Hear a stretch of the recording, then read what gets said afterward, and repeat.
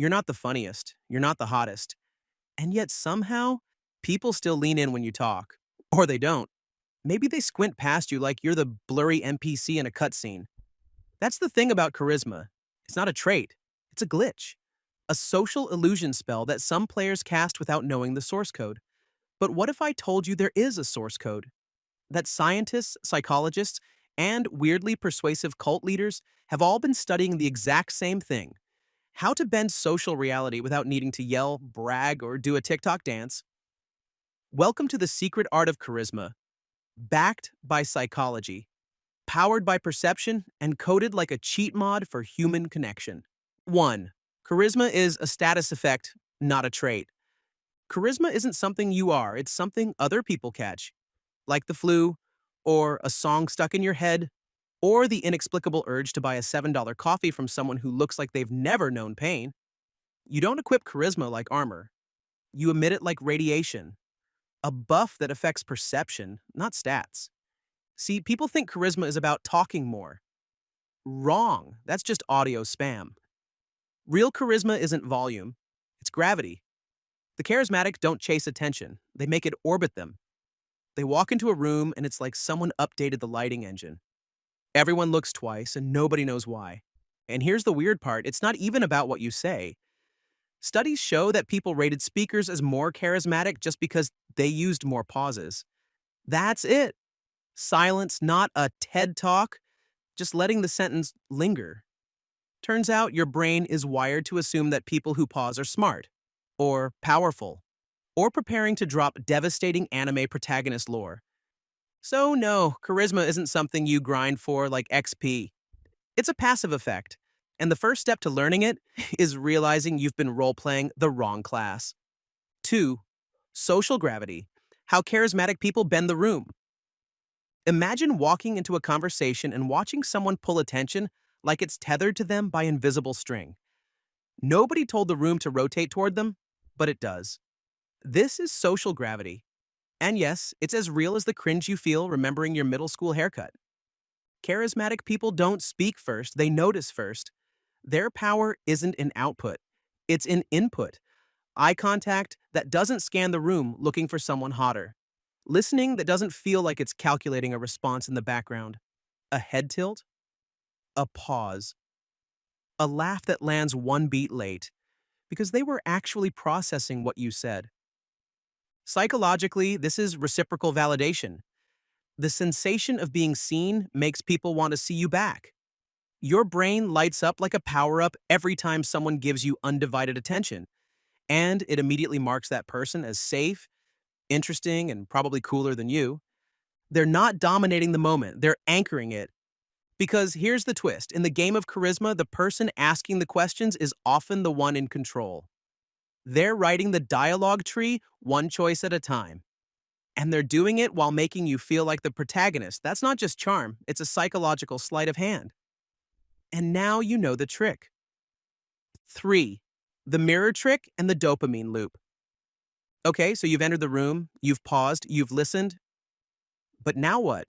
Now you mimic, barely, subtly, like a social ninja blending into the rhythm of the group. This is mirroring, and it's one of the oldest human hacks in the book. When you reflect someone's body language, speech patterns, even their emotional tone, their brain quietly tags you as familiar, as safe, as one of us. It's tribal wiring. Same movement means same group, which means not a threat, which means maybe a friend. You don't have to go full mime. Just shift your stance when they do. Nod when they pause. Match their energy like you're adjusting your internal settings to the room's mood. It's social camouflage, not shapeshifting. But there's another layer, the yes ladder. Start with tiny agreements. Crazy weather today, huh? Yeah, insane. That's one. Have you been coming to these events long? A while, yeah. 2. Every yes is a little dopamine drip, a breadcrumb of trust. And when it's time to ask for something real, attention, belief, maybe even a date, you've already built a staircase in their brain. By then, it doesn't feel like persuasion. It feels like a vibe. Charisma isn't pushing your personality onto the group, it's syncing to the collective rhythm until the beat sounds like it came from you. 4. Vulnerability. Bait. Show, don't overshare. Here's where most charisma attempts crash and burn. On the jagged cliffs of oversharing. You think, people like vulnerability, right?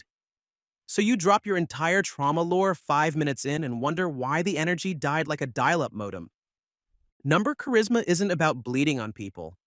It's about showing just enough wound to prove you're not made of plastic. This is the pratfall effect, a real psychological principle where people become more likable when they're competent and make a small mistake. Spill coffee on yourself after delivering a perfect pitch? Charming. Spill it before you open your mouth? Liability.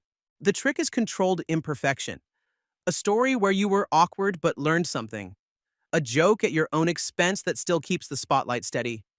Something that says, hey, I don't have it all together either, but I'm cool with it.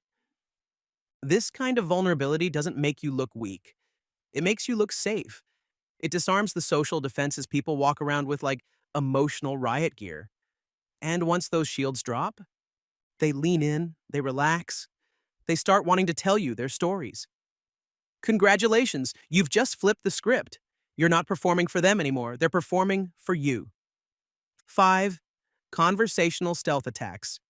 You've entered the room. You're mirroring. You've dropped a vulnerability breadcrumb. Now it's time to talk. But not just talk, disarm. Most people treat conversations like tennis. You hit, you hit, they miss, and now it's awkward. Charismatic people, they play chess. Quietly, strategically. The first move? Names. Use them. Not like a customer service rep, but like a narrative spell. Saying someone's name lights up their brain's self-recognition circuits makes them feel important, seen, remembered. It's the verbal equivalent of a handshake with eye contact and a secret backstory. Next move, ask layered questions. Not, what do you do? Yawn. Try. What's something in your job that's weird but nobody outside your field would understand?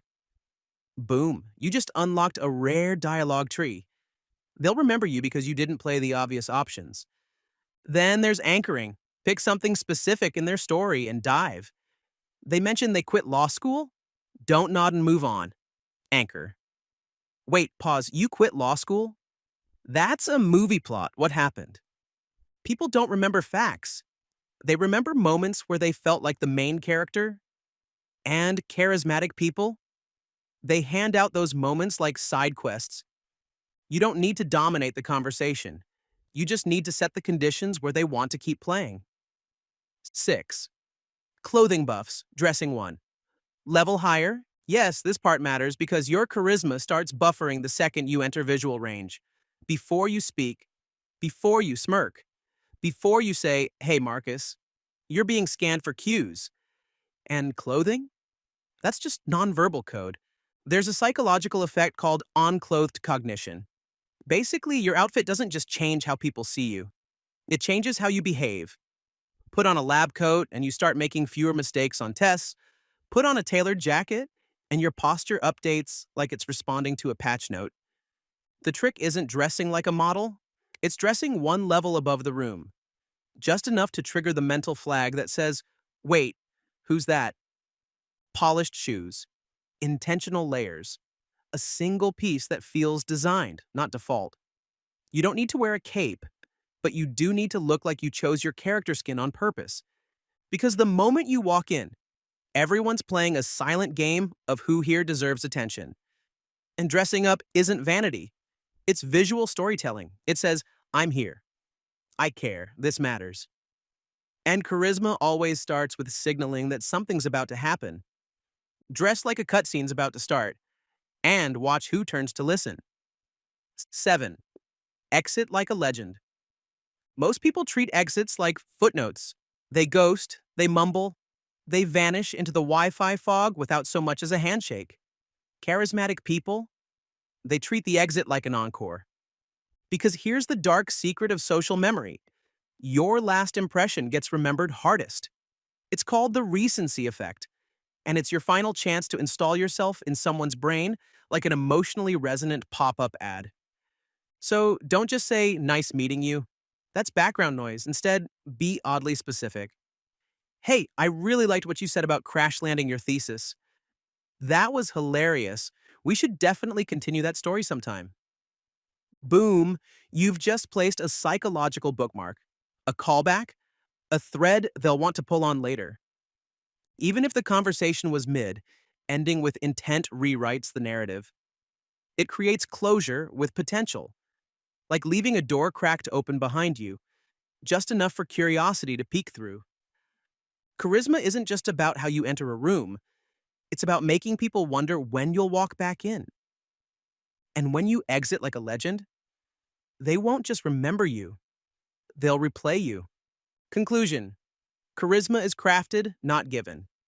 So here's the final twist, the part the movies never tell you. Charisma isn't some ancient relic you're born holding.